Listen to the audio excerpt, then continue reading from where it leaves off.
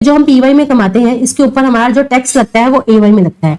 Exception पता क्या कहते हैं? एक्सेप्शन ये कहता है जो आपने पीवाई में अर्न करा है ना will be taxable in the same year. Normally income जो पीवाई की होती है वो टैक्सेबल होती है इन असेसमेंट ईयर, लेकिन एक्सेप्शन ये कहती है कि पीवाई की इनकम पीवाई में ही टैक्सेबल कर दी जाएंगी। अब वो कौन से केसेस हैं? टोटल 5 केसेस हैं। ठीक है, सबसे पहला केस क्या है? Shipping business income of the non resident. अगर कोई नॉन रेजिडेंट शिपिंग कंपनी है वो इंडिया में आती है, इंडिया के पोर्ट से वो इंडिया के पैसेंजर और गुड्स के लेकर जाती है, तो सरकार क्या करती है उसको तब तक नहीं वो जाने देगी जब तक कि वो उसके ऊपर टैक्स ना पे कर दे। हमारे पास देखो क्या है कि ये है हमारा इंडिया, मान लो ये है हमारा इंडिया।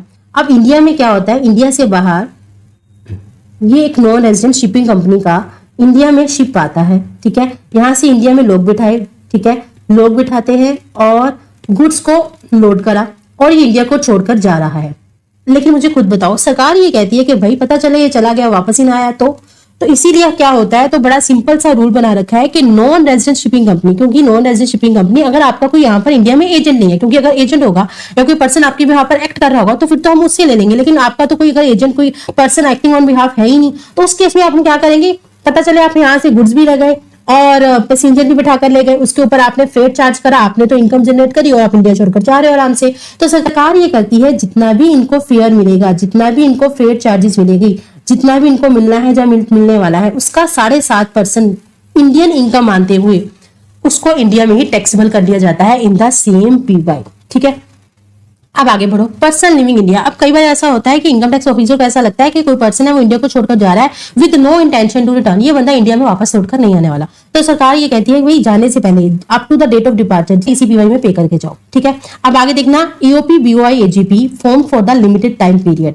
अगर कोई एसोसिएशन ऑफ पर्सन है, बॉडी ऑफ इंडिविजुअल है, आर्टिफिशियल जुडिशियल पर्सन है जो लिमिटेड टाइम पीरियड के लिए बनी है, मतलब इस साल सरकार को ऐसा लगता है कि मतलब होता क्या है कि मान लो 2 महीने के लिए, 3 महीने के लिए, शॉर्ट टाइम पर शॉर्ट पर्पस के लिए किसी खास इवेंट के लिए वो फॉर्म हुई है, और इस केस में सरकार ये कहती है कि भाई जिस साल की इनकम उसी साल में आप टैक्स पे करोगे। आगे देखना person likely to transfer the asset. अगर ऐसा लगता है इनकम टैक्स ऑफिसर को ऐसा लगता है कि कोई पर्सन अपनी ट्रांसफर कर रहा है एसेट को इस इंटेंशन के साथ कि उसकी जो टैक्स लायबिलिटी है वो कम हो जाए, तो उस केस में भी क्या होगा? जिस साल की इनकम उसी साल में टैक्सेबल कर दी जाएगी।